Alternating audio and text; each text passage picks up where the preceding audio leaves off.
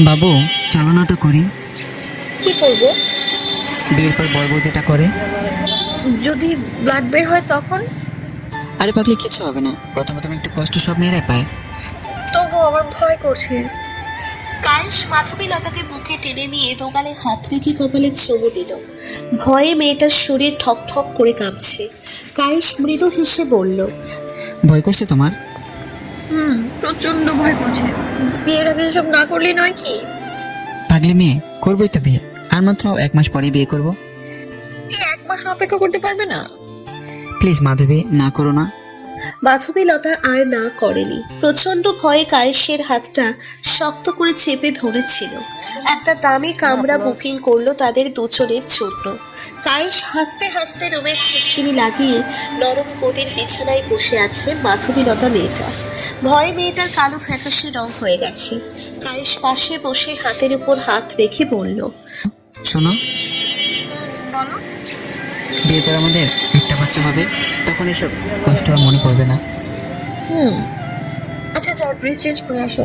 আমি তোমার জন্য অপেক্ষা করছি বসে। তোয়ালে নিচ দিকে টানতে টানতে রুমে ঢুকলো। কায়েসের শরীরে শুধু একটা শর্ট প্যান্ট। মাধবীলতা আশ্চর্য হয়ে বলল, কোনো সেফটি ব্যবহার করবে না? আরে বোকা, এখন সেফটি লাগবে না। তোমার বাঁচানোর বয়স হয়নি এখনো, চিন্তা কিছুই নেই। তবু সেফটি নিলে ভালো হতো।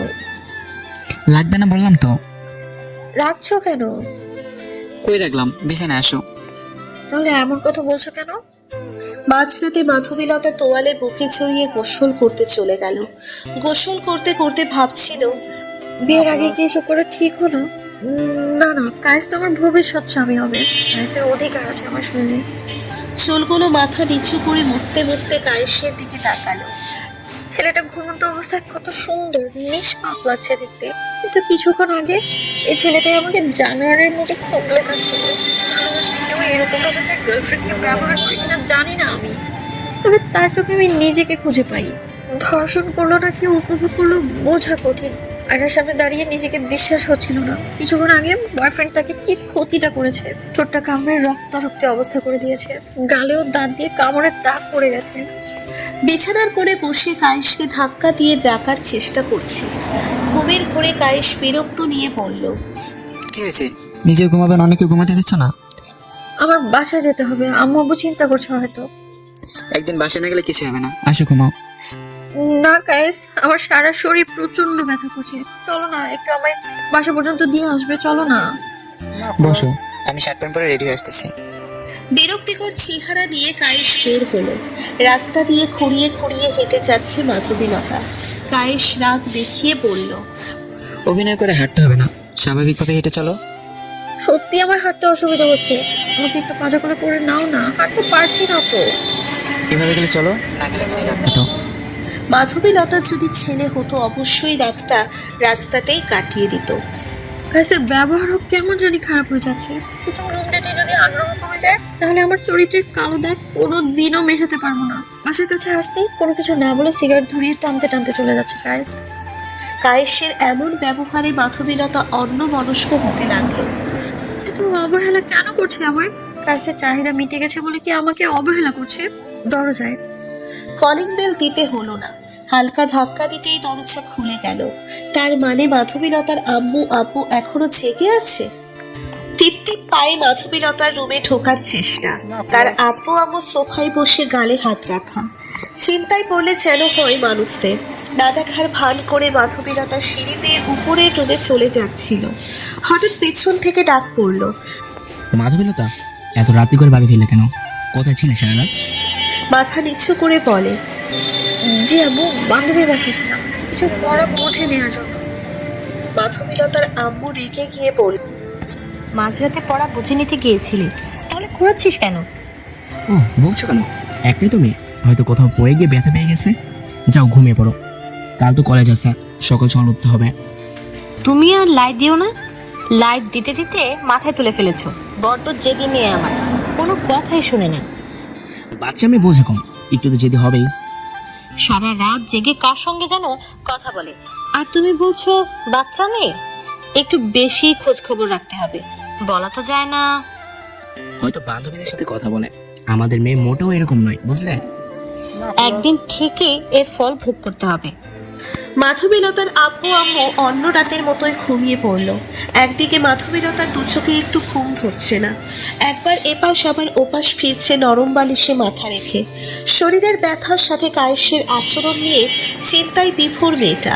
বারবার মনে একই প্রশ্ন উঠে দিচ্ছে, কায়েস আমাকে বিয়ে করার স্বপ্ন দেখিয়ে ভোগ করছে না তো? পরের দিন ব্যথার শরীর নিয়ে কলেজ করতে চায়নি মাধবীলতা। সারাটা দিন নাভির নিচে ব্যথা অনুভব করে। দিনের পর দিন কেটে যাচ্ছে, বাড়ছে কায়েসের শারীরিক ক্ষুধা। প্রতিনিয়ত রুম ডেটের অফার, যা মাধবীলতা একদমই পছন্দ করে না। সপ্তাহে 2-3 বার করে রুম ডেট। ভালোবাসার বদলে মনে হয় যেন ধর্ষণ করছে। একদিন প্রশ্ন করলো, মাধবী কি ভাবছো? 1 মাস হয়ে গেল, কিন্তু তুমি এখনো বিয়ে করতে চাচ্ছ না আমাকে। শুধুই কি দেহের লোভ তোমার? চাকরি পেলেই বিয়ে করবো। এনিওয়ে, তোমার চিন্তা করতে হবে না, তুমি শুধু আমাকে একটু আদরের স্পর্শ দিয়ে তাতেই চলবে। আদর নাকি দেহ ভোগ করার কথা বলছো তুমি? তোমার দিব্যি, আমি তোমাকে বিয়ে করবো। শুধু চাকরিটা পেতে দাও, তারপর দিব্যি তোমাকে রাজরানী করে রাখবো। আমার দিব্যি করতে হবে না। এমন কোনো সময় নিজের জন্য আমার ব্যবহার করনি তুমি। পিরিয়ড চলাকালীনও তুমি আমার নরম পশুর মতো ভোগ করেছো, কিছুই বলিনি। কারণ আমি তোমাকে ভালোবাসি। আমার চোখের জলেরও কোনো মূল্য নেই তোমার কাছে। ভালোবাসায় এ তো একটু একটু হবেই। বারবার ভালোবাসার দোহাই দিয়ে ছেলেটা মাধবীলতাকে বিয়ের নাম করে ধর্ষণ করে যাচ্ছে। এখন আর মাধবীলতাকে মেসেজ অথবা ফোন দেওয়ার গুরুত্ব মনে করে না। প্রতিদিন যদি একই খাবার বারবার দেওয়া হয় তাহলে সেটার প্রতি ঘৃণা ধরে যায়। তেমনি মাধবীলতার প্রতিও কায়েসের ঘৃণা ধরে গেছে। কিছুদিন আগে তার জন্মবার্ষিকী গেল, সেদিন রাত 4টে পর্যন্ত জেগে থেকেও কোনো মেসেজ ফোন পায়নি। মেসেজ ফোন করার থেকেও বড় কিছু আশা করেছিল, যা করলে মাধবীলতা আশ্চর্য হয়ে যাবে। বাধ্য হয়ে নিচে থেকেই ফোন দিলে ওপাশ থেকে নরম কণ্ঠে ভেসে আসলো, কাঙ্ক্ষিত নাম্বারটি এখন ব্যস্ত আছে। বালিশ চাপা শব্দহীন কান্না, আর কিছুক্ষণ পরে ফোন অন করে দেখা কোনো মেসেজ আসলো কিনা। কাঁদতে কাঁদতে ঘুমিয়ে যায় মেয়েটা। ভোর সকালে উঠে যখন আয়নার সামনে দাঁড়িয়ে দাঁত দেখতে দেখতে ব্রাশ করছিল, হঠাৎ করেই বমি বমি ভাব অনুভব করলো। হালকা মাথা ছিনুচ্ছে, মনের ভেতর অজানা আতঙ্কের একটা ভয় কাজ করছে। আজ বলেছে এই বয়সে বাচ্চা হবে না, কিন্তু এমন কেন লাগছে যেন পেটের ভেতর কেউ আসছে? মিথ্যে বলো না তো? মাধবীলতার আম্মুর রুমে হয়রানির মতো খুঁজতে লাগলো। লিলের পাতা পেয়ে ওড়নার নিচে লুকিয়ে এনে পানি দিয়ে সব কয়টা খেয়ে ফেললো। দিন দিন মাধবীলতার শরীর আরো গুরুতরভাবে অসুস্থ হতে লাগলো। দিনের অর্ধেক সময় বাসাতেই থাকার চেষ্টা করে, কারণ মাঝে মাঝে সেন্স হারিয়ে যায়। মনের ভেতর একটাই ভয়, বাড়িতে কোনোভাবেই এই বিষয় জানতে দেওয়া যাবে না। শরীরটা বেশি খারাপ লাগায় কলেজ থেকে আজ বাসায় তাড়াতাড়ি ফেরার চেষ্টা করা। বাসায় এসে কলিং বেল বাজাতেই নিচে মাথা ঘুরে পড়ে যায়। মাধবীলতার আম্মু এমন অবস্থা দেখে মেয়েটার আব্বুকে ফোন দিয়ে ডাক্তারের কাছে আসতে বলে। ডাক্তারের রোগী দেখার রুমে 3 জনেই বসে আছে। মাধবীলতা লজ্জায় মাথা নিচু করে আছে। ডাক্তার প্রথমে বলল, আপনার মেয়ে কি বিবাহিতা? না, কেন? আপনার মেয়ের পেটে 7 মাসের বেশি সময় ধরেই একটা বাচ্চা জন্ম নিছে। এমন কথা শুনলে যেন কোনো বাবা মায়েরই মনটা চাইবে মেয়েকে বিষ খাইয়ে মেরে ফেলে, কিন্তু কেউ সেটা করতে পারে না। হাজার হলেও সেটা তার সন্তান। মনে হচ্ছে আকাশ ভেঙে মাথায় চুরমার হয়ে পড়েছে।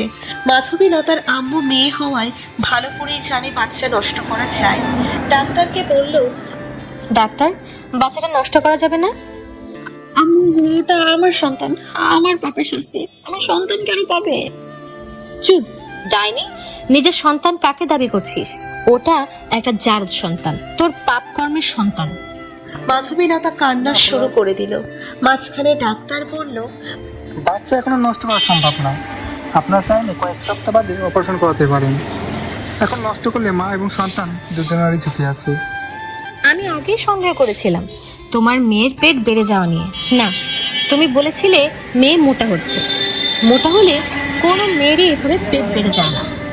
মাধবীলতার বাবাকে ইঙ্গিত করে এসব কথা বলল। মেয়ের এরকম কাজে বারবার লজ্জায় মাথা নিচু হয়ে যাচ্ছে।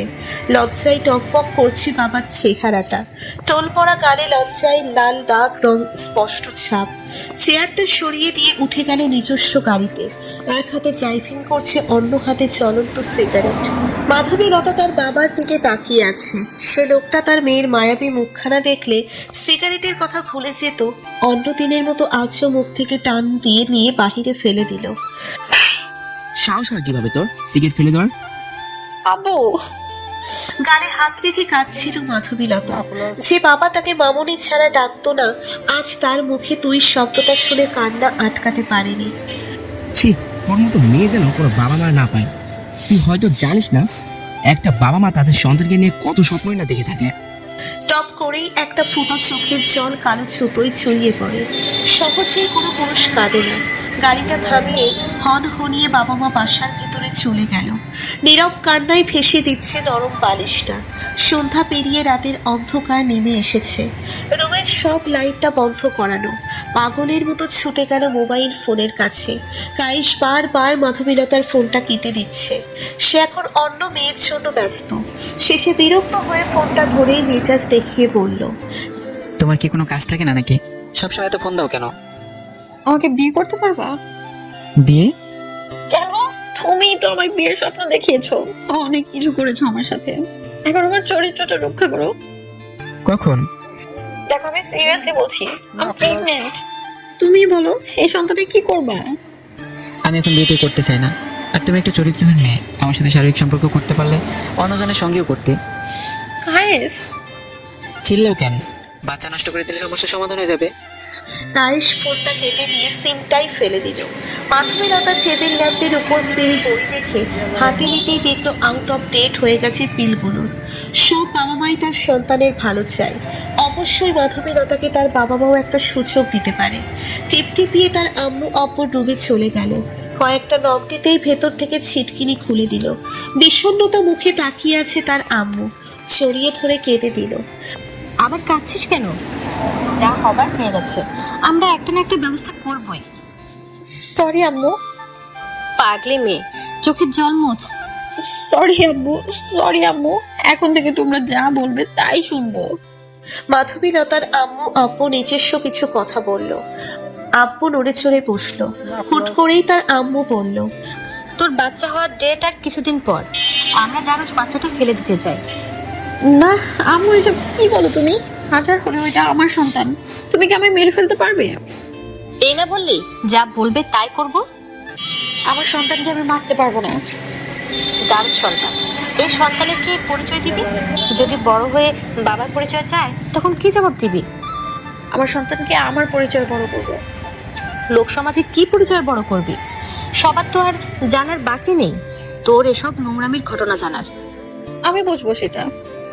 তোর যা ভালো মনে হয়। ওই সন্তান যেন কোনোদিন আমাকে নানি ডাকে না, বিধাতার কাছে এটাই চাওয়া। প্লিজ আম্মু, একটু চুপ করবা? যদি মেয়ে জন্মই না হতো, তাহলে হয়তো সমাজের সামনে মাথা নিচু করে হাঁটতে হতো না। আপু, তুমিও আমায় অবহেলা করছো। আমার একটা বন্ধু ছেলের সাথে বিয়ে ঠিক করছে। মাইনে অনেক ভালো। একবার বিয়ে হয়েছিল, বউ রেখে চলে গেছে। সংসারের কাজ তেমন তোকে কিছু করতে হবে না, শুধু একটা বাচ্চা মেয়ে আছে, তার যত্ন নিতে হবে। একটা ডিভোর্সি ছেলের সাথে বিয়ে? তো কি রাজকুমারের সাথে বিয়ে করতে চাচ্ছিস? মাধবীলতা দুহাত মুখে চেপে মাথা নিচু করে মুখ চাপা কান্না করছে। শুধু হু হু করে একটা শব্দ আসতেছে সোফায় বসা মাধবীলতার কাছ থেকে। মেয়েটা কয়েকদিনেই কেমন অগুছালো হয়ে গেছে। আগের মতো আর বাসায় দুষ্টুমিগুলোও দেখা যায় না। কলেজ থেকে এসেই আর বাচ্চাদের মতো তার আব্বুকে জড়িয়ে ধরে বাইনা করে না। আব্বু, আমার জন্য চকলেট আনো নাই কেন? আমি আর তোমার সাথে কথা বলবো না। মাধবীলতার আপু আর নিচু হাতে তুলে খাওয়াই না। যে মেয়েটা মার হাতে না খেলে ক্ষুধা মেটে না, সেই মেয়ে গত 2 দিন ধরে ঠিকমতো খাওয়া দাওয়া করে না। চুলগুলো শুষ্ক হয়ে গেছে, চোখের কোটরে চলে গেছে চোখের মণিগুলো, ঘন কালো দাগ চোখের নিচে। একটা মেয়ের সব থেকে মূল্যবান সম্পদ অহংকার, তার দেহ। আজ মাধবীলতা বুঝতেছে। নিচের রুমে বসে মাধবীলতা চিৎকার করে কান্না করছে। মাধবীলতার রুমের দরজায় ঠক ঠক নক পড়লো। ছিটকিনি খুলে দিতেই দেখতে পেল তার আম্মু। খুশিতে আত্মহারা হয়ে গেল মাধবীলতা। হাতে প্লেটের উপর আরেকটা প্লেট দিয়ে ঢেকে রেখেছে কিছু একটা। মাধবীলতা চোখের পানি মুছে বিছানায় উঠে বসলো। তার আর সহ্য হচ্ছে না কখন তার আম্মু খাইয়ে দেবে সেই আশায়। প্লেট টেবিলে রেখে চলে যাচ্ছিল। চেহারা না ফিরিয়েই বলল, পড়ার টেবিলে রেখে গেলাম, খেয়ে নিস। আম্মু, ওই মুখে আম্মু ডাক, ডাকবি না, লজ্জায় আমার মাথার নিচু হয়ে যায়। তোর মতো কলঙ্কি মেয়ের মুখে আম্মু ডাক মানায় না। আমি 2 দিন ধরে না খেয়ে আছি আম্মু, জানো না তোমার হাতে না খেলে ক্ষুধা মেটে না। প্লিজ খাইয়ে দাও না আম্মু, প্লিজ। তোকে খাইয়ে দিতে ইচ্ছে করে না, এখন বড় হয়ে গেছিস, কলেজে পড়িস, আবার রুম ডেটেও যাস। এখন কি আর ছোট আছিস যে খাইয়ে দিতে হবে? সরি আম্মু, এমন ভুল আর হবে না। কিছু ভুল কখনোই মেনে নেওয়া যায় না, বড় বড় ভুল সরি বলেই সমাধান করা যায় না। মুখে আঁচল চেপে কান্না করতে করতে চলে গেল। মেয়ের সামনে মুখোমুখি হয়ে হয়তো এসব কথা বলতে পারতো না, অনেক ভালোবাসেছে মেয়েটাকে, তাই তো চেহারা না ফিরিয়েই কথাগুলো বলল। বিছানা ছেড়ে শাওয়ার নিল, বেশ কিছুক্ষণ শাওয়ার নিল যেন মনটা একটু ফ্রেশ হয়ে যায়। তোয়ালে দিয়ে মাথা ঝুঁকে চুল মুছতে মুছতে রুমে ঢুকে দেখলো বিছানায় পড়ে থাকা ফোনে অচেনা নাম্বার থেকে কল এসেছে। কেটে দিল কলটা, আবারও কল আসলো। বিরক্তি কল নিয়ে ধরে রাগ দেখিয়ে বলল, কি সমস্যা কি আপনার? বারবার বিরক্ত কেন করছেন? পরিচয় কি আপনার? আমি সোহান। চিনলাম না আপনাকে, কে আপনি ঠিক করে বলুন তো। কেন, আপনার বাবা মা আমার সম্পর্কে আপনাকে কিছু বলেনি? আমার সাথেই তো আপনার বিয়ে ঠিক করা হয়েছে, আপনার বাবার বন্ধুর ছেলে। ও হ্যাঁ, চিনতে পেরেছি। আসলে খুব ব্যস্ত থাকার জন্য আপনাকে ফোন দিতে পারিনি, একা হাতে সংসারের সব কাজ আর পিচ্ছি বোনটার দেখাশোনা, এক কথায় বলতে গেলে ব্যস্ততার উপর সময় কাটে। তবে হ্যাঁ, আমাদের যখন বিয়ে হবে তখন আপনাকে রান্নার কাজে হেল্প করতে পারি, আমার হাতের রান্না অনেক ভালো। বিয়ের আগে এত স্বপ্ন? আপনাকে এখন যে কথাটা বলবো শুনলে বিয়েই করবেন না আমাকে? বলুন তাহলে। কিছু বলার আগেই ব্যালেন্স শেষ হয়ে গেল। সোহান ছেলেটা ভাবছে মেয়েটা কি খুব গুরুত্বপূর্ণ কথা বলতে চেয়েছিল, বলেও বলতে পারলো না। ঘড়িতে এখন 12টারও বেশি বাজে, মনে হইলে পুরো ফ্যাশন রোড খোলা আছে। এত রাতে গোসল করে ঠান্ডা ঠান্ডা লাগছে, কাঁদতে কাঁদতে ঘুমিয়ে চাই সেদিনের মতো। সোহান ছেলেটা আর কল করে না। বিজনেসম্যান লোক, বিজনেস নিয়ে হয়তো ব্যস্ত, অথবা তার পিচ্ছে মেয়েকে নিয়ে। আজ মাধবীলতার নাকের নিচে প্রচন্ড ব্যথা অনুভব করছে। প্রসব ব্যথায় মেয়েটা বিছানার চাদর টেনে ধরে আছে, চিৎকার করে বলে উঠল, আম্মু, আমার আর ব্যথা সহ্য করতে পারছি না আমি। চিৎকারে পুরো বাড়ি নড়ে ওঠার মতো। পাগলের মতো হন্তদন্ত হয়ে ছুটে আসে তার আম্মু। তার আব্বু অফিসের কাজে ব্যস্ত। ক্যালেন্ডারের দিকে চোখ যেতেই দেখলো লাল মার্ক করা, নিচে লেখা আমার কিউট বাচ্চাটার হওয়ার ডেট। মাধবীলতার আম্মু ভয়ে কাঁপছে, মাথা থেকে ঘাম ঝরছে। 17 বছর বয়সী একটা মেয়ে এত কম বয়সী বাচ্চা হতে গিয়ে যদি নিজের মেয়েটাকেই হারায়। ফোন তুলে তাড়াহুড়ো করে মাধবীলতার আব্বুর নাম্বার টাইপ করে। কল দিল, রিং হচ্ছে কিন্তু ফোন তুলছে না। মাধবীলতার আব্বু মিটিংয়ে থাকায় কলটা কেটে দিয়ে আবার মিটিংয়ে মনোযোগী হয়ে সবাইকে বোঝাচ্ছে। কাঁপা কাঁপা হাতে মেসেজ করলো, প্লিজ কলটা ধরো, মাধবীলতার খুব গুরুতর অবস্থা। মেসেজ দেখে কিছুটা ভয় ঢুকে গেছে মনের ভেতর। কিছু হলো না তো মেয়েটার? এবার কল করতেই ধরলো। ওপাশ থেকে মাধবীলতার আম্মু বলল, হ্যালো, তোমার কণ্ঠ কেমন জানি ভারী ভারী লাগছে। কি হয়েছে মাধবীলতার? কোনো দুর্ঘটনা ঘটলো না তো? আমি মাধবীলতাকে নিয়ে জিয়া মেডিকেল নিয়ে যাচ্ছি, ওর শরীরটা খুব খারাপ। জিয়া মেডিকেল কেন? ফোনে সব বলা সম্ভব না, তুমি প্লিজ তাড়াতাড়ি চলে আসো। মাধবীলতার আব্বু এসে দেখে তার স্ত্রী একটা বেঞ্চিতে বসে ঝুঁকে কান্না করছে। পিঠে হাত রাখতেই চমকে উঠল, স্ত্রীকে জড়িয়ে ধরে চোখের জল মুছে দিয়ে বলল, সৃষ্টিকর্তা আছে আমাদের সাথে, তিনি আমাদের মেয়ের কিছু হতে দেবে না, তার উপর বিশ্বাস রাখো। ভাবছিলাম আমাদের মেয়ের বাচ্চা হলে কি করব। চিন্তা করো না, আমি একটা না একটা ব্যবস্থা ঠিকই করে দেবো। সমাজে কিভাবে মুখ দেখাবো? তারা যদি প্রশ্ন করে বিয়ের আগে কিভাবে বাচ্চা হলো তখন? বললাম তো চিন্তা করো না, আমি আছি তো সব কন্ট্রোল রাখার জন্য। তার স্ত্রীকে শক্ত করে বুকে জড়িয়ে ধরে আছে, হু হু করে কান্না করছে। কান্নায় তার শার্ট ভিজে চুপসে যাচ্ছে। ডাক্তার বেরিয়ে এলো।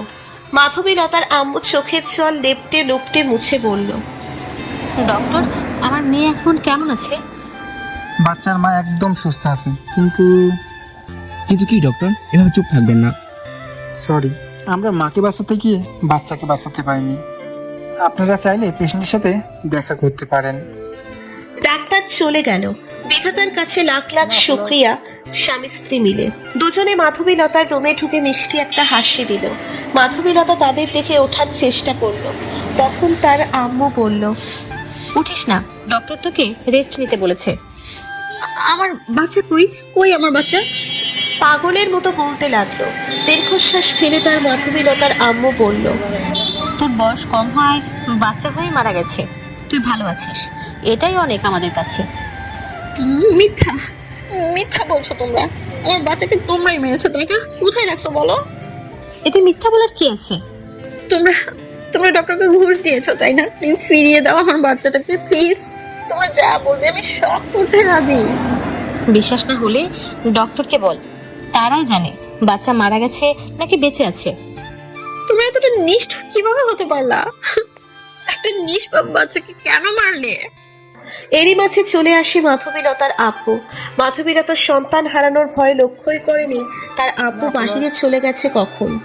ফল হাতে রুমে ঢুকলো। মামের কি কথা হচ্ছে এখন? দেখো না, তোমার মেয়ে কি সব আবল তাবল বকছে। আমরা নাকি ওর বাচ্চাকে মারার জন্য ঘুষ দিয়েছি। হ্যাঁ, তোমরাই মেরেছো, তোমরা খুনি। চুপ, একদম চুপ। বুঝাও তোমার মেয়েকে, কিছুতেই বুঝতেছে না জারজ বাচ্চাটা মারা গেছে। শোন, বাচ্চাটা মুখ থেকে মা ডাক শোনার ভাগ্যটা হয়তো তোর কপালে ছিল না, তাই মারা গেছে। যদি তোর ভাগ্যে থাকতো তাহলে অবশ্যই মা ডাকটা শুনতে পেতি। ভাগ্যের সাথে খেলা করে সবাই জিততে পারে না, ভুলে সব অতীত, নতুনভাবে জীবনযাপন করে। কিন্তু আব্বু, আমি কোনো কিন্তু শুনতে চাই না। বিয়ের জন্য নিজেকে রেডি করো, আর মাত্র 6 দিন পর তোমার বিয়ে। আব্বু আমি বিয়ে করতে চাই না। কেন, কায়েসকে বিয়ে করতে ইচ্ছে করে? বল না তাহলে তোর কায়েসকে বিয়ে করতে। সব কথার এক কথা, আমি যাকে পছন্দ করেছি তার সাথেই তোর বিয়ে হবে। কথাগুলো বলে উঠে চলে গেল তার অফিসের কাছে। কান্নায় ভেঙে পড়া মাধবীলতাকে তার আম্মু বারবার বোঝাচ্ছে। এভাবেই কেটে গেল 6 দিন, কিন্তু মাধবীলতার এখনো কোনো বিয়ের প্রস্তুতি নেওয়া হয়নি। আগ্রহ থাকলে তো প্রস্তুতি নেবে। তার বান্ধবীরা হাতে স্বর্ণের বালা পরিয়ে দিচ্ছে, কেউ বা মেকআপ করিয়ে দিচ্ছে, কিন্তু বারবার মেকআপগুলো লেপটে যাচ্ছে। এত কান্না করলে হয়, তার বান্ধবীর মন্তব্য। বান্ধবীরা মিটিমিটি হেসে হেসে ফুলসজ্জা রাতে দুষ্টু মিষ্টি গল্পের কথা বলছে। বাম হাতে শক্ত করে ধরে আছে বিষের বোতল। হয় কায়েসের সাথে পালাবে, নয়তো বিষ মানে মৃত্যু ঘটবে। কায়েসকে বারবার কল দেওয়ার চেষ্টা, প্রথম কয়েকবার কলটা গেলেও ধরেনি।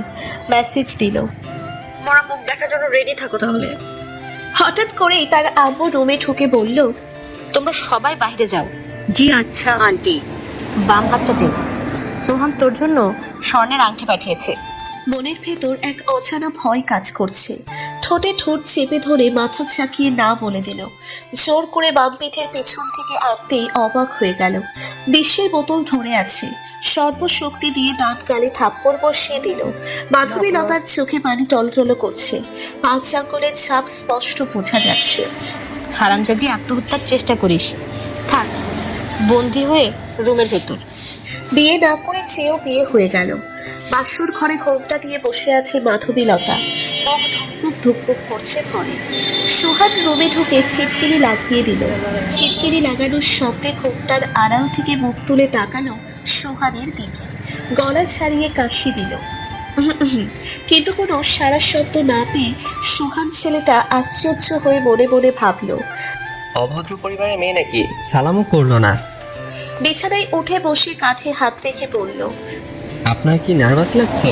প্রথমবার সবাই নার্ভাস লাগে, তবে আপনার সবার মতো বাসরাত হবে না। বলার আগে হাত সরিয়ে দিয়ে কাঁপতে কাঁপতে বলল, আমাকে ধরবেন না, দূরে থাকুন আপনি। ফুলসজ্জার রাতে এমন কথা শোনার জন্য সোহান মোটেও প্রস্তুত ছিল না। মাধবীলতা এমন একটা কথা বলবে স্বপ্নেও কল্পনা করেনি। প্রথম সেদিন বিয়ের কথা বলা হয়েছিল, মাধবীলতা নামটা শুনেই মনে মনে ভাবে, বাহ, বেশ সুন্দর নাম তো, মাধবীলতা। যদি মধু নাম ডাকি তাহলে আরো সুন্দর মানাবে। তখন মাধবীলতার আব্বু হালকা ধাক্কা দিয়ে বলে, সোহান, তুমি কি কিছু ভাবছো? না আঙ্কেল, আমি বিয়েতে রাজি, যদি ফোনে রাজি থাকে তো। ছবি না দেখেই পছন্দ করলে? তবে আজই বলো না কেন, মেয়ে আমার কিন্তু মাশাআল্লাহ দেখতে, ছবি দেখেও সুন্দরী। নিজের মেয়ের এরকম প্রশংসা শুনে প্রথম দিনেই খটকা লাগে। এত রূপবতী হওয়া সত্ত্বেও কেন আমার মতো ডিভোর্সি ছেলেকে পছন্দ করলো বিয়ের জন্য? সোহান নীরবতা ভেঙে বলল, ছবি দেখে বাহ বাহ দিতে চায় না, এক সময় না হয় দেখা করবো, আজ উঠি, একটা আর্জেন্ট মিটিং আছে। হঠাৎ করে কাপা কাপা মেয়েলি কণ্ঠ সোহানের কানে আসলো। কল্পনাতে হিম হয়ে থাকা চোখ বাস্তবে ফিরে মাধবীলতার দিকে তাকালো। লাল বেনারসিতে পরীর মতো সুন্দর একটা মেয়ে তার কাছে বসে আছে। সোহানের বিশ্বাস হচ্ছে না 34 বছর বয়সেও এমন একটা ফুলের মতো মেয়ে পেয়েছে বউ হিসেবে। হাত বাড়িয়ে ঘোমটা তুলে দিয়ে অজান্তেই ঠোঁটের নিচে একটা চুমু দিতে গিয়েও থেমে যায়। মাধবীলতার ঠোঁটে আঙ্গুল চেপে পিছনে সরিয়ে দেয় মুখ। এসব কি করছেন? আমি আপনার বউ, কোনো পতিত নই যে আমার ভোগ করবেন আপনি। কিন্তু কেন? আমি আপনাকে স্বামীর অধিকার দিতে পারবো না। আর আপনার লজ্জা করে না এই বয়সে এত কম বয়সী মেয়েকে বিয়ে করতে? ছি! সরি, নিজের অজান্তেই চুমুটা দিয়েছিলাম। আমি বিয়ে করি আমার পিচ্ছি মেয়েটার জন্য। বিয়ের জন্য কেন? কিছু বুঝলাম না, পরিষ্কার করে বলুন। একদিন মাঝরাতে মাতাল হয়ে বাড়িতে ফিরে দেখলাম দরজাটা এখনো খোলা। নেশা করেন কেন? সম্পূর্ণ ঘটনা তো আগে শুনুন, তারপর প্রশ্ন। ভয় হলো মনে, পিচ্ছি মেয়েটার কিছু হলো না তো আবার। চিৎকারি লাগিয়ে দিতেই হো হো করে কান্নার শব্দ ভেসে এলো কানে। পিচ্ছি মেয়েটা ফ্লোরে বসে হাঁটুর সঙ্গে মাথা ঠেকিয়ে কান্না করছে। মাথায় হাত বুলিয়ে দিয়ে প্রশ্ন করেছিলাম, মামুনি কাঁদছো কেন? কেউ কি মারছে তোমায়? জড়িয়ে ধরে কেঁদে বলে, আব্বু তুমি পচা কি সব খাও, আমি এসব পছন্দ করি না। কিভাবে বলি এইটুকু পিচ্ছি মেয়েকে? আমি ওর আম্মুর জন্য নেশা করি, আমাকে ছেড়ে অন্যজনের হাত ধরে পালিয়েছে। মুচকি এসে বলেছিলাম আর খাবো না। হালকা একটু মাথা তুলে বলে, প্রমিস করো। আবারও মুচকি এসে বললাম প্রমিস, কিন্তু আবারও কান্না করা শুরু করে দিল। তখন বললাম, কাঁদছো কেন আবার? বললাম তো খাবো না। এই কান ধরছি। কান ধরে বলি, কান্না জড়িত কণ্ঠে বলে, জানো আব্বু, সবাইকে আম্মু নিতে আসে স্কুলে, শুধু আমার আম্মুই আসে না। কই গেছে আমার আম্মু? সেদিন কথা বলার ভাষা হারিয়ে ফেলেছিলাম। কিভাবে বোঝাবো তার আম্মু পরকীয়ায় আসক্ত হয়ে অন্যজনের হাত ধরে পালিয়েছে। সমস্যা নেই, আমি আপনার সন্তানের যত্ন নিব, কিন্তু বউয়ের অধিকার চাইবেন না প্লিজ। ধন্যবাদ আমাকে হেল্প করার জন্য। আমি ভার্জিন না, আমি একজন ইচ্ছাকৃত ধর্ষিতা মেয়ে। তবুও বিয়ে করেছেন কেন? আমি জানতাম না এই বিষয়টা। না জানারই কথা, আব্বু কখনোই জানাতেন না, কারণ জানলেই হয়তো না করে দিতেন বিয়ের প্রস্তাব। ছি, ঘৃণা হয় আপনাদের মতো মেয়েদের নিয়ে। দেহ নিয়ে কি বোঝাতে চেয়েছিলেন? আপনার বয়ফ্রেন্ডকে অনেক ভালোবাসেন, তাই না? আপনি কি করে জানলেন সে আমার বয়ফ্রেন্ড ছিল? আগে যার সাথে সংসার করতাম তারও একই কাহিনী, সেজন্যই তো অন্যের সাথে পালিয়েছে। আমি আপনার কাছে অধিকার চাই না, শুধু আমার সন্তানের যত্ন নিলেই হবে। পাশের রুম থেকে এনে মাধবীলতার কাছে শুইয়ে দিয়ে চলে গেল অন্য রুমে। আর সবার মতো তাদের সেই রাতটি সুখের হয়নি, ভাগ্য ছিল না হয়তো। ঘুমের ঘোরে মাধবীলতা ছটফট করছে। কপাল বেয়ে চুইয়ে চুইয়ে ঘাম টপ টপ করে পড়ে বালিশ ভিজে যাচ্ছে। স্বপ্নে দেখছে তার আব্বু কালো কোট পরে দাঁড়িয়ে আছে জিয়া মেডিকেলে। ডাক্তারের সাথে কি নিয়ে যেন কথা কাটাকাটি হচ্ছে। পকেট থেকে 1000 টাকার 3টে বান্ডিল বের করে দিয়ে ডাক্তারের হাতে ধরে দিল। ডাক্তার মাথা চাকিয়ে না না বলছে আর হাত ঠেলে দিচ্ছে। আরো 2টা বান্ডিল পকেটে পুরে দিল। ডাক্তারের মুখে এবার মিষ্টি একটা হাসি ফুটে উঠল। ডাক্তারের পেছন পেছন তার আব্বু যাচ্ছে। আশ্চর্য, মাধবীলতা বেডে শুয়ে আছে জ্ঞান শূন্য হয়ে। মাধবীলতার পাশের দোলনায় বেশ হাত পা নাড়িয়ে খেলা করছে একটা শিশু। দেখতে অনেকটা 80 বছরের বুড়ার মতো। মুখে হাতে পায়ে টেপ কেচিয়ে দিয়ে একটা থলিতে ভরে দিল। তার আব্বু হেঁটে যাচ্ছে বস্তি এলাকাতে, ডাস্টবিনে থলিটা ফেলে এদিক সেদিক তাকিয়ে চলে গেল। ঘুম থেকে ধর্মরিয়ে উঠে বসলো বিছানায়। চোখে হাত রাখতেই বসলো জলে ভেজে গেছে দু চোখ। পরদিন সকালে রান্নার কাজ শেষ করে যখনই তার নতুন মেয়েকে ডাকতে যাবে, তখন দরজার আড়াল থেকে ফিসফিসিয়ে কথা বলার আওয়াজ শোনে। দরজা হালকা ধাক্কা দিয়ে ভেতরে ঢুকে কোনো শব্দ ছাড়াই দেওয়ালের দিকে মুখ ঘুরিয়ে কথা বলছে তার পিচ্ছি মেয়েটা। হঠাৎ পেছন ফিরে তাকিয়ে বলল, নতুন এই দেখো আমার বন্ধু। কিন্তু মাধবীলতা কিছুই দেখতে পারছে না। আর এই বাসায় 3 জন ছাড়া আর কেউ নেই বলেই মনে হয়, কারণ সোহান বলছে তার মা বাবা বলতে পৃথিবীতে কেউ নেই। তাহলে কার সাথে কথা বলছে? একটা পিচ্ছি মেয়ে দেখতে পাচ্ছে, কিন্তু আমি কেন দেখতে পাচ্ছি না? আশ্চর্য করার মতো ঘটনা। আর বুঝলোই বা কি করে তার পেছনে দাঁড়িয়ে আছি? এসব চিন্তা মাথার ভিতর ঘুরপাক খাচ্ছে আমার। কথাগুলো মনে মনে বলতে বলতে নিচে নেমে এলো। অবৈধ সন্তান পেট থাকতে যতটুকু আবেগপ্রবণ হয়ে যায়, অথচ সৎ সন্তানের প্রতি একটু মায়া স্নেহ তার ভেতরে জন্মায়নি। ফুলশয্যার রাতে যখন সৎ মেয়েকে রেখে যায়, তখন থেকেই হিংসে হতো। কেন হিংসে হতো মাধবীলতা সেটার মানেই খুঁজে পাচ্ছে না। মাঝখানে বালিশ রেখে ঘুমিয়ে পড়ে মাধবীলতা। আহ বলে মৃদু গলায় ব্যথায় কোকিয়ে উঠল। পেঁয়াজ কাটতে কাটতে কখন সে নিজের আঙ্গুলটা কেটে বসেছে নিজেই বোঝেনি। মনে মনে গালি দিল, কি সব অলক্ষণে কাণ্ড ঘটছে এসব। কাল রাতের ভয়াবহ স্বপ্ন, তার সকালে ঘটনা, আবারও মাথায় চিনচিন ব্যথা অনুভব করলো মাধবীলতা।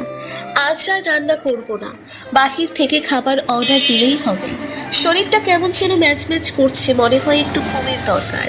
সৎ সন্তানের রুমে ঢুকে দেখলো কার সাথে যেন এখনো কথা বলছে আর মিটি মিটি হেসে টেডি বিয়ার নিয়ে খেলা করছে। দরজায় দাঁড়িয়ে বলল, কি করছে আমার পিচ্ছি আম্মুটা? এই তো আমার নতুন বন্ধুটার সাথে খেলা করছি। আম্মু আজ না আমার স্কুলে যেতে ইচ্ছে করছে না, আর একটু খেলি না প্লিজ।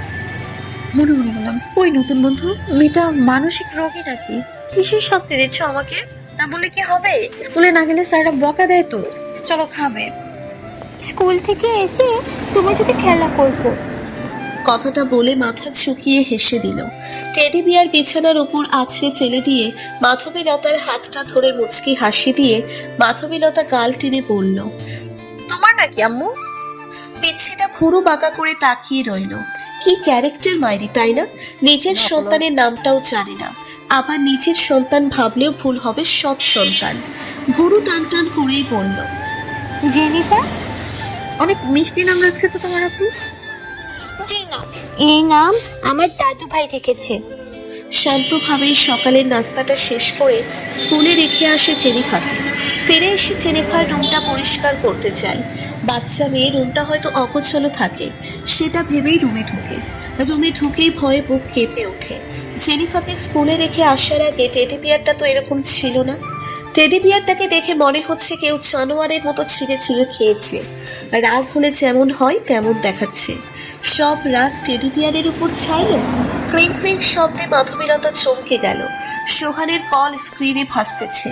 নিজেকে শান্ত করে কলটা ধরলো। হ্যালো সোহান, কিছু বলবা? আশ্চর্য, কথা না বলে রেখে দাও, এভাবে বিরক্ত করো কেন? না মানে? কি না মানে? রাখছি। আরে আরে থামুন, আমি মেয়ের প্রতি একটু নার্ভাস ফিল করি। আজ আসতে অনেক রাত হয়ে যেতে পারে।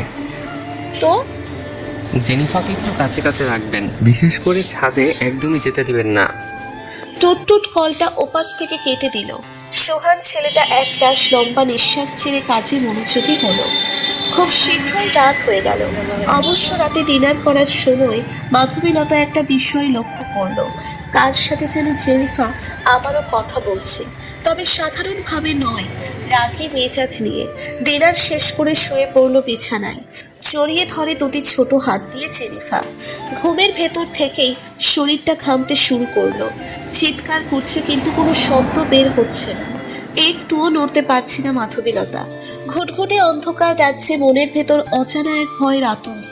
একটা বৃদ্ধা বাচ্চা জেনিফার সামনে দাঁড়িয়ে, পাটা ছোট আর একটা বড়, ইয়া বড় বড় নখ, চোখ দুটো সম্পূর্ণ কালো, যা সাধারণ মানুষের হয় না।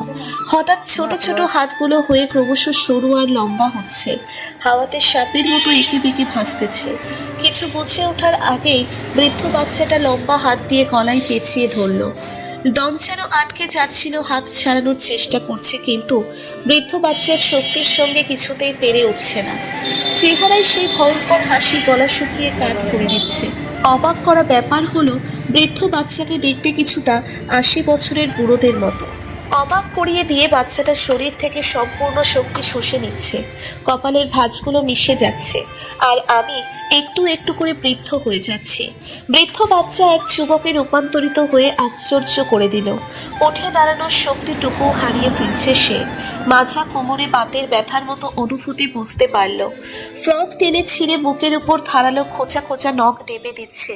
চিৎকার করতে গিয়েও গলা দিয়ে কোনো শব্দ বেরোচ্ছে না। আঙ্গুল কামড়ে ধরে কষ্ট সহ্য করছে। না বলে চিৎকার করে লাফ দিয়ে উঠে বসলো। ঘুমটা ভেঙে গেল।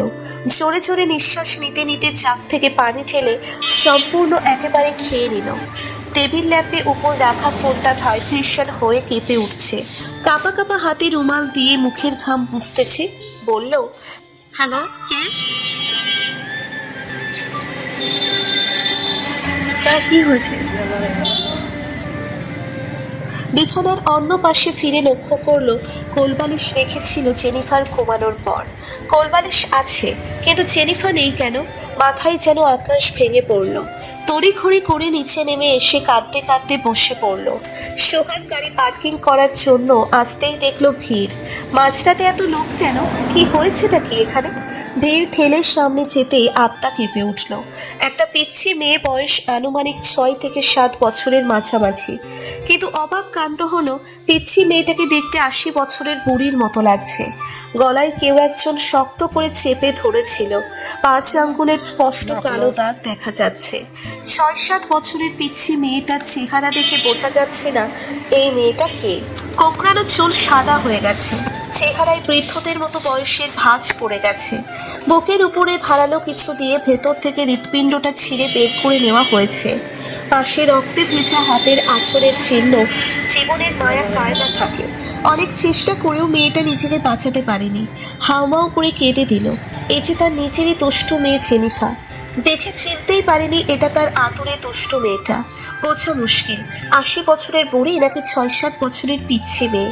বাসায় ফেরার সময় অনেকগুলো চকোলেট এনেছিল তার আদরের মেয়েকে দেবে বলে।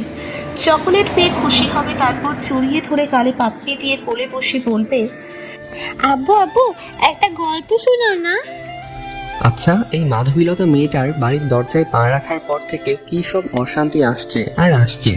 প্রথমত ভার্জিন না, তারপর আবার বিজনেসে অনেক বড় ক্ষতি, ব্যবসায় লাভ ক্ষতি হবে, কিন্তু আজ মাধবীলতার জন্য নিজের মেয়েটাকে হারালাম। পিচ্ছি মেয়েটার কি দোষ ছিল? তাকে কেন মাধবীলতার পাপকর্মের ফল ভোগ করতে হলো? সান্ত্বনা দিয়ে মাধবীলতা সোহানকে তাদের বাসায় রেখে আসে। ডাইনিং টেবিলে সোহান অন্যমনস্ক হয়ে শার্টের হাতায় চোখের জল মুছতেছে। প্লেট হাতে মাধবীলতা সোহানের সামনে দাঁড়িয়ে বলল, খেয়ে নিন, ডিম ভাজি করছি। আরে একটাও কথা বলবি না। আচ্ছা, তোর কি একদম লজ্জা করলো না নিজের পাপ কর্মের শাস্তি একটা বাচ্চা মেয়েকে ভোগ করাতে? যেদিন যেদিন তোর মুখ দেখে অফিস গিয়েছি, প্রতিটা দিনই বিজনেস ডিল ক্যান্সেল কেন হয়? ঝনঝন শব্দে রুমটা ভরে গেল। প্লেটের সব কিছু ফ্লোরে পড়ে মাখামাখি অবস্থা। সোহানের মনটা চাচ্ছে পারলে একটা লাথি দিই, মেয়েদের সম্মান দেওয়ায় লাথি মারতে পারলো না। যাওয়ার আগে সোহান শুধু একটা কথাই বলল, পারলে ভোর হওয়ার আগে নিজের মুখটা না দেখালেই খুশি হব। যত সব কোথা থেকে এসেছে যে পৃথিবীতে ভাগ বসায়। সকাল সকাল ঘুমচরিত চোখে বিছানায় হাত বুলিয়ে দেখে তার বউ পাশে নেই। ওই গেল মেয়েটা। যাই হোক, ভালোই হয়েছে, আপদ পেতেই হয়েছে। মেয়ের চিন্তায় ব্রাশ করেনি। সারা রাত কান্না করে 4:30 ঘুম চোখে নেমে আসে। গোসল করে ঠিক 10টায় মেয়ের দাফন কাজ শেষ করে। বাসায় ঢোকার পর লম্বা করে কেউ একজন বাথরুমে কাপড় চোপড় ধুচ্ছে। সোহান কিছুক্ষণ ভাবতে থাকে, কাজের বুয়াকে তো কাল সকাল থেকে জয়েন করতে বলেছি, তাহলে কাপড় চোপড় ধুচ্ছেটাকে? ওকে দিয়ে দেখে মাধবীলতা বাথরুমে। রেগে গিয়ে বলে, তোকে না বলেছি আমাকে তোর মুখ দেখাবি না? কোথায় যাব? যেদিকে দু চোখ যায় সেদিকে চলে যা, তবুও তোর অভিশপ্ত মুখ আমাকে দেখাবি না। একটার একটা বিপদ লেগেই থাকে তোকে দেখলে। মাধবীলতা কাপড় কাছে বাদ রেখে মাথা নিচু করে কাঁদছে। সোহান রাগে কটমট করতে করতে চলে যাচ্ছিল। হঠাৎ পা পিছলে ফ্লোরে পড়ে সজোরে মাথা আঘাত পেয়ে জ্ঞান শূন্য হয়ে পড়ে থাকে। মাধবীলতা ভয় পেয়ে যায়, কেন বারবার এমন হচ্ছে? কাছের মানুষগুলোকে কেড়ে নিচ্ছে। সোহানের মাথায় পানি ঢেলে জ্ঞান ফিরিয়ে আনে। মাথাটা চিরুচ্ছে এখনো। মাথায় হাত রেখে একটু নড়ে চড়ে উঠে বসতে গেলে মাধবীলতা কাঁধে হাত রেখে বলে, আপনার এখন রেস্ট দরকার, উঠবেন না? কেন যাচ্ছিস না চলে? প্রথমে আমার মেয়েকে মারলি, এখন আমাকেও মারার ফন্দি করছিস? যাইনি। মাধবীলতা মাথা নিচু করে চলে গেল। এই 2 দিনে থাপ্পড় খাওয়াটা মাধবীলতার অভ্যেসে পরিণত হয়েছে। ক্রিং ক্রিং শব্দে কেঁপে উঠছে মাধবীলতার ফোন। স্ক্রিনে কায়েসের ছবি ভেসে উঠেছে। কায়েসের নাম্বার দেখেই রাখতে লাগলো। কলটা কেটে দিল, কিন্তু না, এ যেন থামার কোনো নামই নেই। সাইলেন্ট করে রাখলো ফোন। এবার আর কোনো কল আসেনি, সরাসরি একটি ভিডিও মেসেজ আসলো। ভিডিওটা দেখে মাধবীলতা শুকনো ঢোক গেল। নিচে থেকেই কায়েসকে কল করলো। গাইস, তুমি কি চাও? এভাবে ব্ল্যাকমেইল কেন করছো? আর এই ভিডিওটাই বা কখন করলে তুমি? গোপনে করে রেখেছিলাম, যদি হঠাৎ ক্ষুধা লাগে তখন তো তোমাকে দরকার পড়বে নাকি? ক্ষুধা লাগে মানে? আমি কি পুতুল না যখন ইচ্ছে ব্যবহার করবে আমার? তা ঠিক জানি না, তবে সেলিব্রিটি না হতে চাইলে আরেকটি বার তো পিছনে আসতেই হবে। কি সব আবল-তাবল বকছো তুমি? আমার বিয়ে হয়ে গেছে, আমার এখন একটা সংসার রয়েছে, তুমি প্লিজ ডিলিট করে দাও। আফসোস, কাল সকালে যখন ইউটিউবে দেখবে তোমার আর আমার উলঙ্গ ভিডিও, হয়তো তোমার লাশ ফাঁসিতে চলবে, নয়তো নষ্ট মেয়ে নামে এলাকায় ফেমাস হয়ে যাবে। একবার ভেবে দেখো, যুবক থেকে শুরু করে বয়স্ক লোক তোমার উলঙ্গ দেহ দেখবে আর মজা নেবে। তার থেকে ভালো আরেকটি বার। আমি রাজি। কোথায় দেখা করবে তাহলে, রেস্টুরেন্টে নাকি বাসায়? তুমি আমার বাসায় এসো। কোনো চালাকি চলবে না কিন্তু, তাহলে ভাইরাল করে দেবো। কিছুক্ষণ নীরবতা রেখে কায়েশ ওপাশ থেকে বলে উঠল, না না, সকালে কেন আসবে? তখন আমার স্বামী বাসায় থাকে। তুমি পারলে 12টার দিকে আসো, তখন ফ্রি থাকবো। কেন, তোমার কি অফিস নেই নাকি? তুমি কি আমার বিয়ে করতে চেয়েছিলে? চাকরি পেলে অথচ মাঝখান দিয়ে আমার সংসারে অশান্তি সৃষ্টি করলে। না প্লাস মাঝে মাঝে না মনের মাঝে প্রশ্ন জাগে, তুমি শুধু ব্যবহারের জন্য ভালোবাসতে, তাই না? হ্যাঁ, ব্যবহারের জন্য ভালোবাসতাম। আমি অন্যজনকে ভালোবাসি। তাকে বিয়ের প্রস্তাব দিলে তার বাবা মা বলে যেদিন নিজে পায়ে দাঁড়াতে পারবে সেদিন বিয়ে করার স্বপ্ন দেখবে। জানিস মাধবী, সেদিন অনেক অপমান হয়েছিলাম। তোর থেকে যতগুলো টাকা নিয়েছি সব দিয়ে চাকরির ব্যবস্থা করেছি। ঘুষের এখন কে চাকরি মেলে? আমাকে ছাড়া অন্য কোনো মেয়ে পেলে না? আমাকে কি তোমার শিকার বানাতে হলো? কি অপরাধ ছিল আমার? রাগ। মানে কার উপর রাগ ছিল? তোর উপর রাগ ছিল, খুব অহংকার ছিল তোর। অহংকারের কারণে মাটিতে পা পড়তো না। একসময় তো সরি বলেছি সবাইকে। সেটাও না, মনে পড়ে প্রথম দিনের কথা? নতুন নতুন কলেজে ভর্তি হয়েছি, ধাক্কা লেগেছিল, বড় মাঠে থাপ্পড়টা মেরেছিলি, সেই প্রতিশোধের আগুন জ্বলছিল। শুধুমাত্র একটা থাপ্পড়ের জন্য এইভাবে আমার কলঙ্কিত করলে? নিজেকে নষ্ট মেয়ে মনে হয় নিজের কাছেই। আর আমি এখনো কলেজের মাঠে মাথা নিচু করে হেঁটে যাই, মনে পড়ে যায় পুরাতন কথাগুলো। আবারও সিগারেট খাচ্ছ? তোমাকে না বলেছি সিগারেট খাবে না, আমার এসব পছন্দ না। তো তুমি কিভাবে জানলে আমি সিগারেট খাচ্ছি? আমি যে ভালোবাসতাম তোমায়, আমার মন বলে দেয় তোমার সব কষ্টের কথা। দেখ, আমাকে নিজের চলনময় জাদুতে ফেলিস না। বিছানায় আসার কথা মাঝে এসব কেন টানছিস? তাহলে কাল দেখা হবে, এখন রাখি। শোনো, তোমার বিয়ে হয়েছে ওই মেয়েটার সাথে? আমরা অনেক সুখে শান্তিতে সংসার করছি, আর কিছুদিন পর আমি বাবা হব। বউ থাকতে আমি কেন? একটা জিনিস কি প্রতিদিন খেতে ইচ্ছা করে, নারীদের প্রতি সব পুরুষেরই একটু হলে আকর্ষণ থাকে। জানোয়ারের বাচ্চা, আল্লাহ তোদের একদিন না একদিন ধ্বংস করবেই। মাধবীলতা কাঁদতে কাঁদতে কথাগুলো কায়েশকে উল্লেখ করেই বলল। ওপাশে কায়েশ হা হা করে হেসে দিয়ে কলটা কেটে দিল। কায়েশ আবার কিছুটা নাস্তিক টাইপের লোক। মাধবীলতা ডাইনিং টেবিলে বসে ঘুমুচ্ছে। সোহান কলিং বেল বাজাতেই মাধবীলতা ঘুমের হাই তুলে বলে, বাইরে কিছু খেয়েছেন? টলটল করে মাধবীলতার চোখে চোখ রেখে তাকিয়ে থাকে। আজ হঠাৎ এত ভালোবাসা, খোঁজ কেন নিচ্ছে? চেয়ার টেনে টেবিলে বসে সোহান। মাধবীলতা প্লেট উপর থেকে সরিয়ে নেয়, খাচ্ছে। মাধবীলতা তখন বলে, কালকে অফিসে যাবেন নাকি মিটিং আছে? হঠাৎ এমন প্রশ্ন কেন? না এমনি বললাম আর কি। আর একটু ডাল দেবো?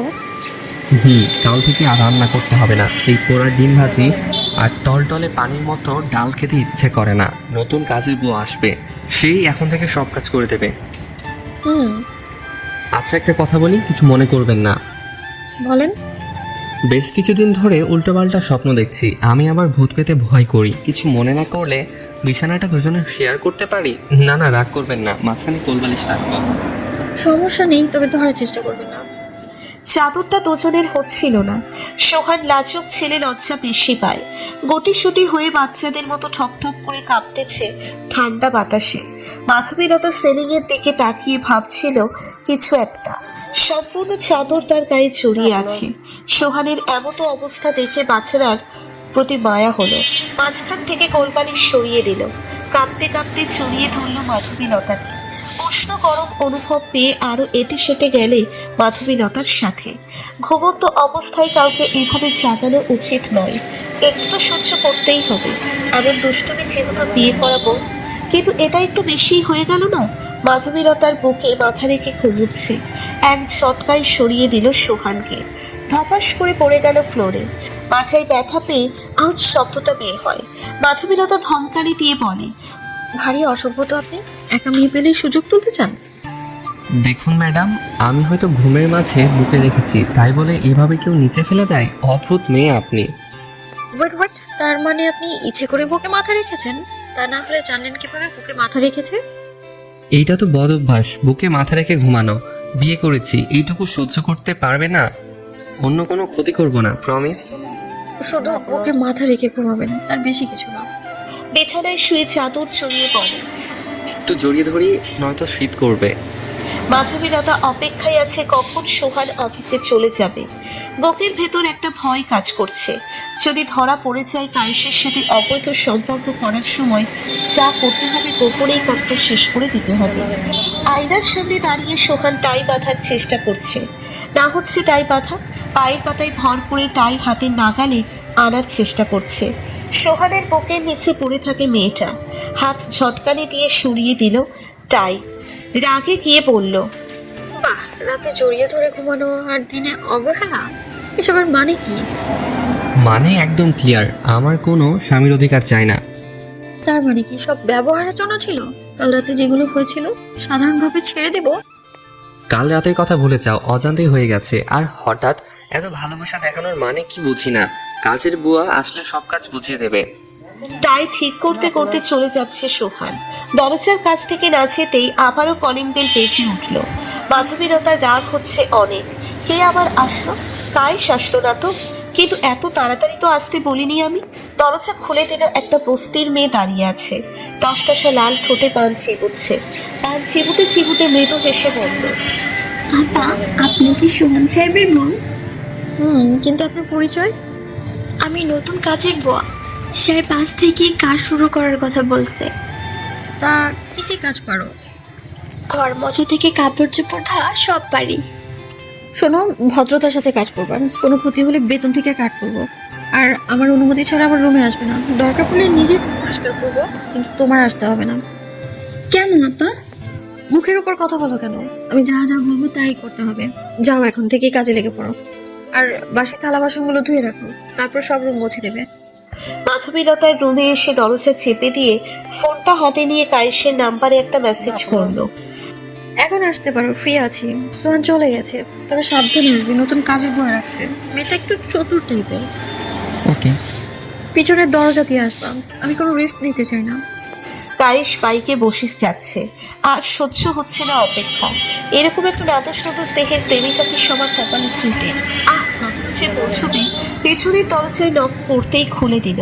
মাধবীলতা কায়েসকে বলে জুতো ভেতরে নিয়ে আসতে, দেখে ফেললে সমস্যা হয়ে যাবে।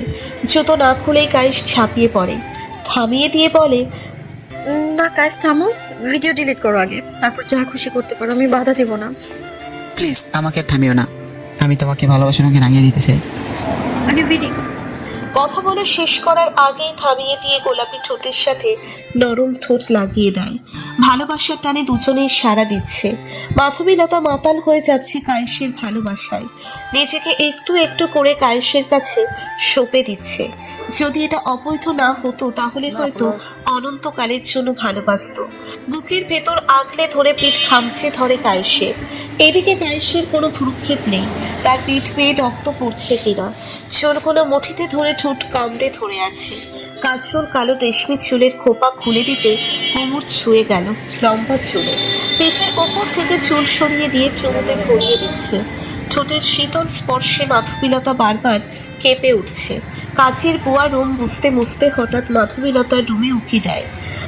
জি জি, মেম সাহেব এসব কি করছে? ফেরেস্তার মতো একটা ভালো স্বামী থাকতে অন্য একটা ছেলের সাথে পরকীয়া করছে। হঠাৎ করেই দরজায় পা পিছলে পড়ে যায়। দরজাটা সম্পূর্ণ খুলে গেল। দুজনেই একে অপরের দিকে তাকিয়ে আছে।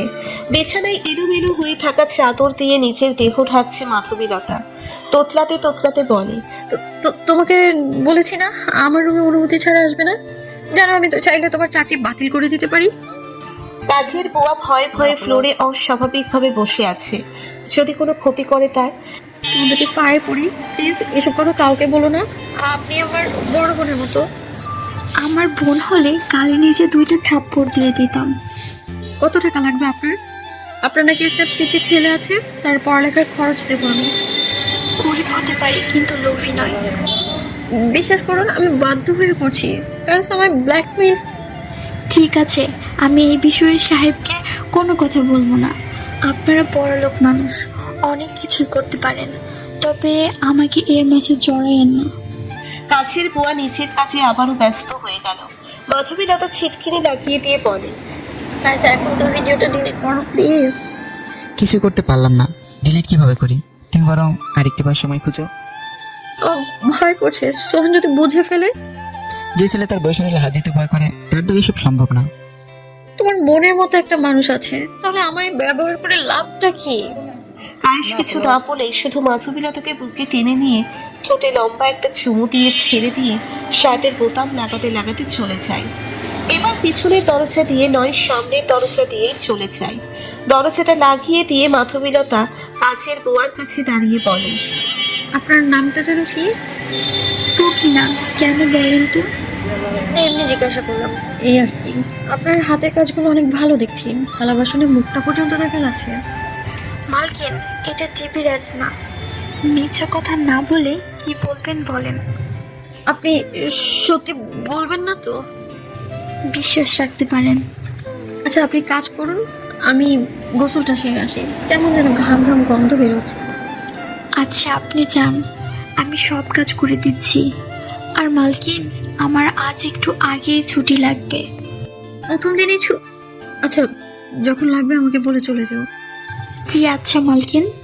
মাধবীলতা লম্বা একটা শাওয়ার নেয়। শাওয়ারের নিচে দাঁড়িয়ে চোখের পানি ফেলতে ফেলতে ভাবে, আমার জন্য কতগুলো জীবন নষ্ট হচ্ছে, শুধু একটা প্রেমের জন্য সব কিছু হারাচ্ছি। তবু কেন বারবার কাছের জন্য ভালোবাসা জাগে? হয়তো প্রথম প্রেম, তাই ভুলতে পারছি না। সখিনা, সখিনা, এই সখিনা। সামনে এসে দাঁড়াতেই মাধবীলতা বলে, আপনাকে না দুপুরের খাওয়াটা টেবিলে লাগিয়ে রাখতে বলেছি। কখন বললেন মালকিন? আমার যতটুকু মনে পড়ে আপনি কখনোই বলেন নাই। সরি, মনে ছিল না, কিছু মনে করবেন। বাংলাতে কথা বললেই খুশি হয়। সরি ফরি বুঝি না, আমরা মূর্খ মানুষ, ওসব বুঝি না। তাড়াতাড়ি খেতে দাও। আচ্ছা মালকিন, আপনার ওসব করতে লজ্জা করলো না? আপনার তো স্বামী আছে। চুপ করো। কেন মালকিন? ছুটি লাগলে নিয়ে নাও, কিন্তু একই কথা বারবার বলবে না। কাজের বুয়া টোপলা ভর্তি করে নিয়ে গেল ছেলের জন্য। মাধবীলতা নিচের রুমে এসে ভর দুপুরে ঘুমোলো। যখন ঘুম থেকে উঠলো তখন রাত অনেক বেজে গেছে, প্রায় 12টার কাছাকাছি। একাধারে কলিং বেলের শব্দ শুনে মনে পড়ল, সোহান এখনো ফেরেনি। সোহানকে তাহলে কলিং বেল বাজাচ্ছে। দরজাটা খুলে দিতেই সুহান রাগ দেখিয়ে টাই টেনে টুনে খুলে বলে, একটা দরজা খুলতে এত সময় লাগে? আধা ঘন্টা ধরে শুধু কলিং বেল বেঁচে যাচ্ছে। ঘুমিয়ে পড়েছিলাম। ভোর সন্ধ্যায় কিসের ঘুম? মরার ঘুম ঘুমাও যত সব। খাবেন না আজ? না, ক্ষুধা নাই। নতুন কাজের বুয়া কি চলে গেছে? দুপুরে ছুটি দিয়ে দিছি। বাহ, প্রথম দিনেই ছুটি দিয়ে লোভ ধরিয়ে দিয়েছো। কাজের বুয়া পছন্দ না হলে নিজেই কাজ করতে পারিস না? তোর আব্বু কল করেছিল কি? না কেন, আবার কি হয়েছে? তারা ঠিক আছে তো? জানি না, শুনলাম ছাদ থেকে নাকি পড়ে গিয়ে মাথা গুরুতরভাবে ফেটে গেছে। কি এখন বলছেন এটা? একটা তো কল দিতে পারতেন। মহারানী তো ঘুমাচ্ছিলেন, কিভাবে বলি? দরজাটা খুললে তো বলবো। নেশার ঘরে সোহান মাতালের মতো হাঁটতে হাঁটতে রুমে গিয়ে গা এলিয়ে দিয়ে শুয়ে পড়ে। আমি গাঁজাখোর, নেশাখোর হতে পারি, কিন্তু কোনো মেয়ের ক্ষতি করিনি, প্রেম করার স্বপ্ন দেখি না। তবুও মেসেজে এসে কিছু কিছু মেয়ে উল্টাপাল্টা কথা বলে, মনে হয় তারাই নেশাখোর। এই সোহানের কোনো প্রেম নেই মেয়েদের ওপর। টাকার জন্য ভালোবাসা, আবেগ, প্রেম, পছন্দ, সুখ সব কিছুই হারিয়েছি, তাই টাকার পাগল। মেয়েদের দিকে চোখ তুলেও তাকাই না। প্লিজ মেসেজে খারাপ ভাষায় গালাগালি করে অপমান করবেন না। আর আমার মনে হয় না আজ পর্যন্ত কোনো মেয়েকেই আপু ছাড়া ডেকেছি। Good night. আমি একা একটা মেয়ে হয়ে রাস্তায় বের হবো এত রাতে? না থাক, কাল সকালে গেলেও হবে। এখন তো হাইওয়ের গেটটাও বন্ধ থাকে। সোহানের জুতো চোরা খুলে দিয়ে মাঝখানে কোলবালিশ রেখে চুপটি করে ঘুমিয়ে পড়ে। সকাল হতেই মাধবীলতা জিয়া মেডিকেলে চলে যায়। এদিকে সোহান তাকে খুঁজতে খুঁজতে প্রচন্ড রেগে যায়। তখন ভাবলো, মাধবীলতা কি তার আম্মুর সাথে দেখা করতে গেল নাকি? হতে পারে সেখানেই গেছে। সোহানও জিয়া মেডিকেলে চলে যায়। ফিসফিস আওয়াজ শুনে পর্দার পিছনে লুকিয়ে সব ঘটনা শোনার চেষ্টা করে। মাধবীলতা তার আম্মুর হাতের উপর হাতটা রেখে বলে, আম্মু আম্মু কিভাবে ছাদ থেকে পড়ে গেল? ছাদ? ছাদ তোর ছেলে? মাধবীলতা ওর ছেলের মতো একটা বাচ্চা ভূতকে দেখে মাথা করে পা পিছতে সাথে পড়ে যায়। কি এসব কি বলছো? আমার বাচ্চা তো জন্মের পরেই মারা গেছে। মারা যায়নি, আমরা প্ল্যান করে মেরে ফেলছে। অন্য সাধারণ সন্তানের মতো তোর সন্তান ছিল না, দেখতে 80 বছরের বুড়োর মতো। ডক্টরও আশ্চর্য হয়ে যায়, তাদের ডক্টর লাইফে এমন কোনো বাচ্চা দেখেনি তারা। ও মাই গড, তার মানে আমি যে স্বপ্নটা দেখতাম সেটা কাল্পনিক কিছু ছিল না। আমাকে বোঝানোর জন্য জোর করে আমার স্বপ্নে আসতো। তার মানে তুই এমন স্বপ্ন দেখতে? এখন আবার কি হবে? মাধবীলতার মনে ভয় ধরে গেল। কিছু কিছু বুঝতে পারছে একটার পর একটা দুর্ঘটনা ঘটার পিছনে কারণটা কি। প্রথমে জেনিফা আম্মু টাকার জন্য মারা গেল, এরপর সোহানের বিজনেসে অনেক বড় ক্ষতি। যদি মেরে ফেলা না হতো তাহলে এসব হতো না। মাধবীলতা বলে ওঠে, ওদের একটা ভুলের জন্য সবার ক্ষতি হচ্ছে। কি দোষ করেছিল বাচ্চাটা? বাচ্চা না মেরে ফেললে তোকে বিয়ে দিতে পারতাম না। কেন? কি এমন দরকার ছিল মেরে ফেলার? ওইটুকু বাচ্চার জন্য একটুও মায়া লাগেনি তোমাদের? আমাকে পারতে মেরে ফেলতে? মায়ের জন্ম নেই, কারণ দেখতে একদমই মায়াবী ছিল না, বড়দের মতো দেখতে ছিল। তাই বলে এমন একটা কাজ করবে? হ্যাঁ করেছি, বাধ্য হয়ে করতে হয়েছে। সোহান তোকে বিয়ে করতো না যদি তোর বাচ্চা হতো। কন্ট্রাক্ট পেপারে সাইন করতে হয়েছে। কোনোদিনও তুই কোনো সন্তান নিতে পারবি না, কারণ জেনিফা। আমাকে কেন এসব বলো নাই? বলার প্রয়োজন বোধ মনে করিনি, সেজন্যই বলিনি। পর্দার আড়াল থেকে সোহান বেরিয়ে আসতেই বাবা মেয়ে দুজনের চোখের দিকে তাকালো। মাধবীলতার আব্বু সোহানের কাঁধে হাত রেখে বলে, জামাই বাবা কখন আসলে? থাক, আর ভালোবাসা দেখাতে হবে না, হাতটা সওয়ালেই খুশি হব। বোঝার চেষ্টা করো প্লিজ। কি বোঝানোর চেষ্টা করব? হায়, আপনার নষ্টা মেয়ে যে কিনা অন্যজনের সঙ্গে বিছানা শেয়ার করে, সেটা না হয় বাদ দিলাম, কিন্তু আপনার মেয়ের বাচ্চা হয়েছিল সেটাও বলেননি আমাকে। এইটুকু তো বলতে পারতেন। আর আপনাদের মতো জানোয়ার। হ্যাঁ, তুমি নিজেকে খুব ভালো ভাবো। ডিভোর্স হয়ে গেছে একবার, তবুও ভালো বউ চাও। যত দোষ নন্দ ঘোষ, এখন তো আমারই দোষ হবে। সুন্দর করার সময় মনে ছিল না পেটে বাচ্চা হবে। চুপ করবেন প্লিজ। উনি আপনার শ্বশুর হয়, সম্মান দিয়ে কথা বলুন। অবজের মতো কেন কথা বলছেন? তিনিও ভুলে যাচ্ছে আমি তার জামাই, ছেলের মতো। আমি রাগ নিয়ে কথা বললে তার বোঝানো উচিত। অবুঝের মতো ঝগড়া করেই যাচ্ছে। আজব ফ্যামিলি। সোহান, মুখ সামলে কথা বলুন বলছি, তো ভালো হবে না বলে দিচ্ছি আমি। আমি আর কোনো কথা শুনতে চাই না, ডিভোর্স চাই। তোমার মতো নষ্টা মেয়ের সাথে সংসার করতে চাই না। কি ডিভোর্স? চিন্তা করিস না, 10 বছর আগে তোকে ডিভোর্স দিতে পারবে না। আর যদি অত্যাচার করে তাহলে? নারী নির্যাতন মামলা করে দেব, তারপর দেখি তোকে কিভাবে ডিভোর্স দেয়। আইনের সাহায্য নেব। বাবা মেয়ে কি সুন্দর প্ল্যান করেছেন। না যেতে পারি ডানে, না যেতে পারি বামে। মাধবীলতার হাত শক্ত করে চেপে ধরে বলে, আহ, লাগছে, আসতে ধরুন। বাসায় চলো, স্বামীর কথা তোমাকে শুনতে হবে, এটা আমার অধিকার। না, আমি আম্মুকে রেখে যাবো না, ছেড়ে দাও। চুনি, তোর জন্যই। তোর আম্মু মৃত্যুর সাথে খেলা করছে। বাসায় চল, তারপর তোকে সোজা করার ব্যবস্থা করতেছি। কয়েক সপ্তাহ পর সোহান অফিসের জন্য রেডি হচ্ছে, এমন সময় মাধবীলতার চিৎকার শুনে ডাইনিং এর কাছে ছুটে গেল। থালা বাসন সব ছড়িয়ে ছিটিয়ে হয়ে ভেঙে পড়ে আছে। থতমত হয়ে পড়ল। কি হয়েছে তোমার? ওসব ব্যথার মতো ব্যথা লাগছে, কিছু একটা করো প্লিজ, ব্যথা মরে যাচ্ছি। সোহান পাঁচকোলা করে তুলে নিয়ে ডাক্তারের উদ্দেশ্যে বলল। বাহিরে বসে সোহান অপেক্ষা করছে, মাথায় কি সব চিন্তা ভাবনা ঘুরপাক খাচ্ছে। এখনো পর্যন্ত দুজনে পাশ ঘেঁষেও বসেনি, তাহলে কিভাবে পেটে বাচ্চা আসতে পারে? আগে রিপোর্ট আসুক, তারপর বোঝা যাবে কিভাবে কি হলো। এখন এসব না ভাবলেই ভালো। ডাক্তার রুমের ভেতরে ঢুকলো, কিছুটা রাগী চোখ নিয়ে তাকিয়ে বলে, মেয়েটা আপনার কে হয়? কেন? হাস্যকর বিষয় হলো, মেয়েটার পেটে এর আগেও একটা বাচ্চা পাওয়া গেছে। কাইস নামে ছেলেটার ডিএনএর সাথে মিলে গেছে। এবারে অন্যজনের ডিএনএর সাথে মিলে গেছে। 2 মাস আগে বাচ্চা হয়েছে, কিন্তু আশ্চর্য হওয়ার মতো ঘটনাটা হলো, ডাক্তার কিছু বলতে গিয়েও আটকে গেল, কপালে এক বিন্দু ঘামের ফোঁটা। সোহান তখন বলে, চুপ করে থাকবেন না, তারপর বলুন। ভাবছি এই 2 মাসে কীভাবে 7 মাসের একটা সন্তান হতে পারে। এক্সরেতে বাচ্চাটা দেখে চমকে যায়। কেন? সাধারণ কোনো বাচ্চার মতো না, মনে হচ্ছিল যেন রঙিন ছবি। দেখতেও 80 বছরের বুড়োদের মতো ছবি। Delivery late? আজকে ক্যাশ কাউন্টারে 10,000 টাকা জমা দেবেন। ওকে। সোহানের যেন কোনো আগ্রহই নেই, অফিসের কাজে ব্যস্ত। তার মনে একটাই রাগ, স্বামীকে যে সুযোগটা দিল না, অন্যজনকে আগেই দেওয়া হয়ে গেছে সেটা। ওদিকে মাধবীলতা বারবার নার্সদের ডেকে ডেকে সোহানের কথা জিজ্ঞেস করছে। পঞ্চম বারের মতো ডাক দিতেই নার্স রাগে টগবগে হয়ে বলল, কি সমস্যা কি আপনার? সোহান নামে কেউ কি এসেছিল? বলছি তো, আসলে বলে দিব। আর মনেও হয় না আসবে। কার্ডটা ঝালাফালা করে দিল। মেয়েটা যত সব পাগলের দল আমার কাকলেই জোটে। সোহান 10,000 টাকা ক্যাশ কাউন্টারে জমা দিয়ে মাধবীলতার কাছে আসে। মাধবীলতা হাতের ইশারায় কাছে ডেকে বলে, পাশে বসবে একটু, কয়েক মিনিট সময় দেবে? বলেন। ক্ষমা করে দাও প্লিজ, তোমার মতো একটা ভালো ছেলের অনেক ক্ষতি করে ফেলেছি। আরে না না, ক্ষমা চাইছেন কেন? এখনো আপনি করেই বলছেন? জানো, আমার কেন জানি মনে হচ্ছে আস্তে আস্তে আমার সময় কমে যাচ্ছে। সোহান কিছু না বলে বাহিরে গিয়ে বসে।